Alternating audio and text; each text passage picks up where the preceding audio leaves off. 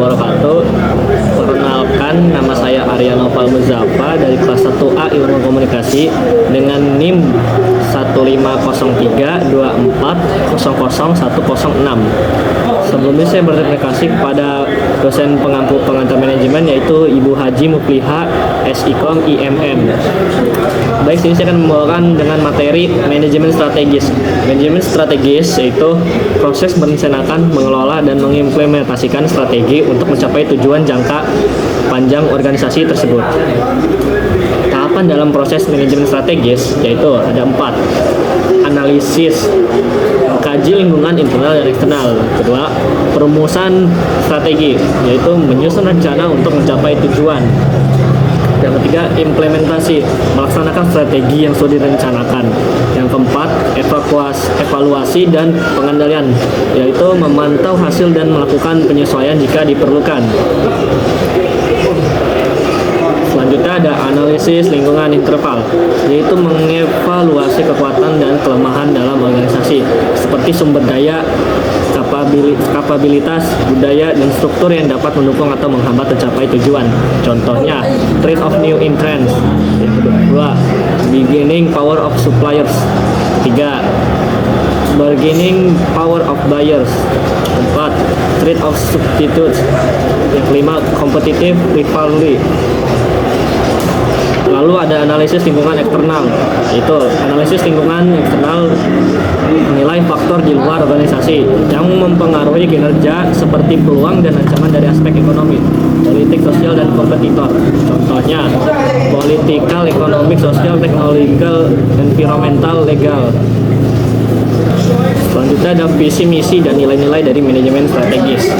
Visinya yaitu pernyataan tentang tujuan jangka panjang perusahaan, yaitu apa ingin dicapai di masa depan. Misinya penjelasan tentang alasan keberadaan perusahaan, yaitu apa yang dilakukan untuk siapa dan bagaimana cara melakukannya. Lalu ada nilai-nilai, yaitu prinsip dan keyakinan inti yang menjadi panduan perilaku serta pengambilan keputusan dalam organisasi. Lalu selanjutnya ada perumusan tujuan strategis. Perumusan tujuan strategis adalah proses menetapkan masalah sasaran spesifik yang ingin dicapai perusahaan untuk mewujudkan visi dan misi tersebut. Tujuan ini bersifat terukur, realistis, dan memiliki batas waktu, serta dirancang untuk mengarahkan tindakan strategis dalam organisasi. Lalu ada formulasi strategi kompetitif, yaitu proses penyusun strategi yang memungkinkan perusahaan unggul dibandingkan pesaingnya. Strategi ini melibatkan identifikasi keunggulan bersaing yang bisa berupa diferensiasi produk, kepemimpinan biaya, fokus pasar, atau inovasi untuk memenangkan pasar dan memenuhi kebutuhan pelanggan dengan lebih baik. Lalu ada tantangan manajemen. Yang pertama, perubahan eksternal, yaitu adaptasi cepat terhadap ekonomi, teknologi, dan regulasi. Kedua, persaingan global, tekanan kompetitor internasional perlu inovasi. Ketiga, teknologi berkembang, yaitu investasi dalam inovasi agar tetap relevan. Keempat, ketidakpastian ekonomi, dampak inflasi dan krisis keuangan. Kelima, kebutuhan konsumen berubah, yaitu tren pasar yang cepat bergeser. Keenam, tantangan SDM, menarik dan mempertahankan talenta berkualitas. Ketujuh, keberlanjutan, kerutunan praktik bisnis yang ramah lingkungan dan etis.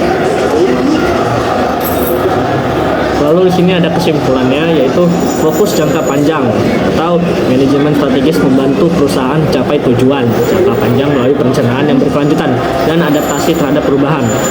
Kedua, adaptasi yang berkelanjutan.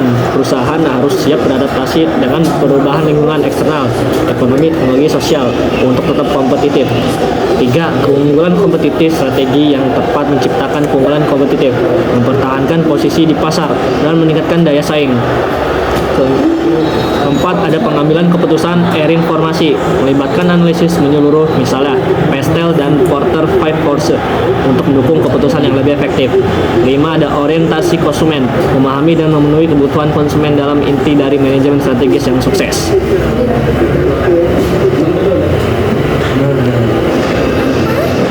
Baik, itu saja yang sudah saya terima dari materi tersebut.